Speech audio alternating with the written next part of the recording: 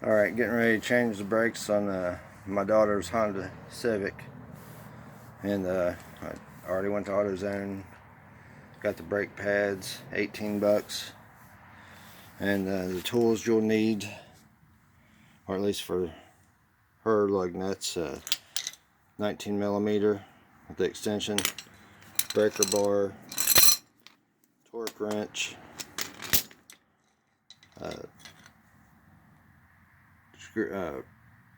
ratchet wrench for the and it's a 12 millimeter for the caliper bolts, and you got your C-clamp for compressing the caliper.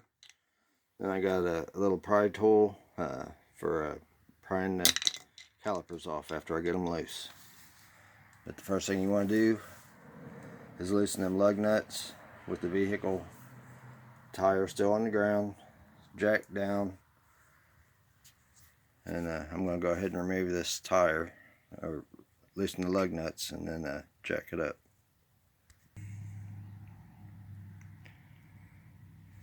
One thing I did forget to mention was after you jack it up, if you got a jack like this where the handle comes out, you want to go ahead and remove the handle. That way if you walk by it and kick your jack, you don't knock it off. And also I got a jack stand set up underneath there for safety reasons. I got two of the lug nuts off. Let's see.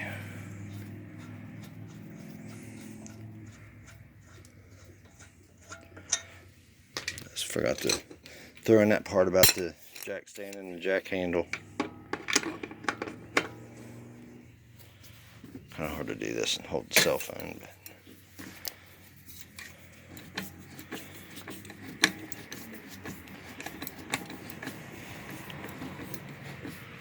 but I torque these down 80 foot-pounds when I tighten them back up. Anyway, take this tire off. Okay, and there's your rotor. And as you can see, it's she told me her front wheel was making a noise, so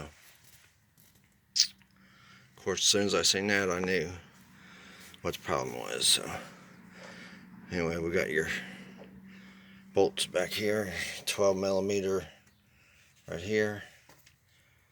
Loosen that up and go from there.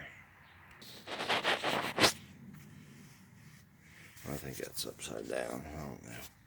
Can't remember how I was recording before. But anyway, you got the bolt out. And just take your pry bar and stick it up underneath here. Kind of pry that out. Once you get that out, you can slide this here off, which I only move it out just a little bit right there where it hangs up. So that way I don't gotta take that pin all the way out and hang my caliper. Some cars you can do it, some you can't.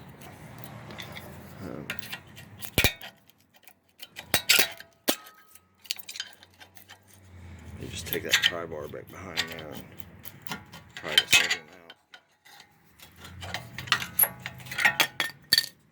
Wind down. Can't really see too good right here. Alright, there we go. There's the other one. Alright, so there's our old ones out. And I'll go ahead and install my new ones. Alright, I've got the new pads in. They just snap in. I mean, they're pretty easy. I guess I could have showed you. I can get this one back out easy enough. There we go. I just put it in the top, slide it in the top, and then slide this bottom piece in here. There's the top, bottom, and slide it in. Then I just take this here. You can take a hammer, just take it. You want to make sure it's flush against that, and then I go ahead and compress this caliper with the old brake pad. I'll take this brake pad and settle up in here and tighten that C-clamp right there down on it. Compress the caliper back in the cylinder there, and should be good to go. Alright, now I got my C-clamp on there, and it's compressed all the way back in there. I do it until it stops and put it back off. Just loosen it up and it falls off. Then this here should slide back in there, which you'll have to push this here back in there. This here little rubber deal, but it's a little stiff. I'm gonna go ahead and put some anti-seize on that, and then put it on. Alright, so we got the I put some anti-seize on this slider and the one up here on top. Then I just take it and slide it down, and that should be good to go right there. And put this bolt in here. I'm going to put a little anti-seize around the bottom of that. Alright, got the anti-seize on it, and then I got my gear wrench, which these are my favorite tools right here, the gear wrenches. It's better than a socket to me, as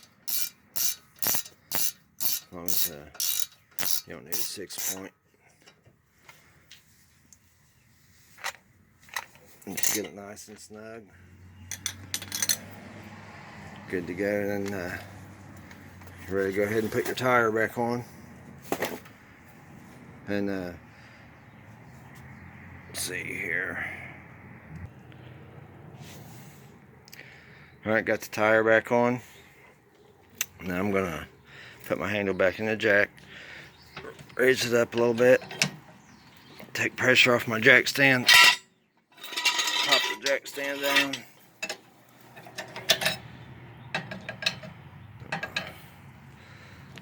Let this jack down a little bit.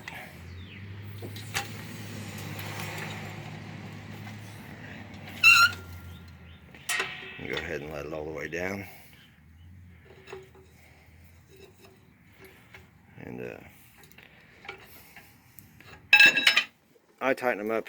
I go 1, 2, 3, 4.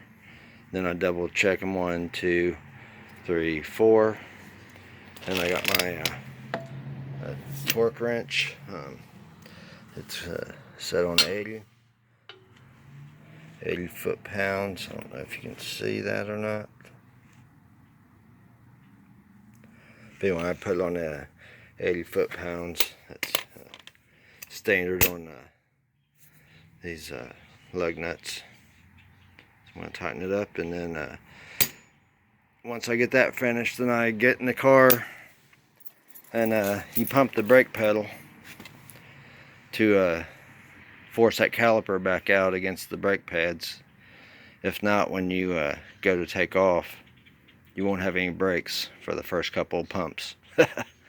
So anyway, just that's a good lesson to know, is you always want to pump your brake pedal after you compress a caliper. Plus it won't make a mess inside your engine compartment where it's you got two compressed calipers in there, and your brake fluid's going to have to go somewhere, so it's going to go back into the master cylinder and cause it to overflow in your engine compartment. And brake fluid does cause paint to peel, just so you know. Anyway, that's all you got to do. Hope you enjoyed it. One more side to go. So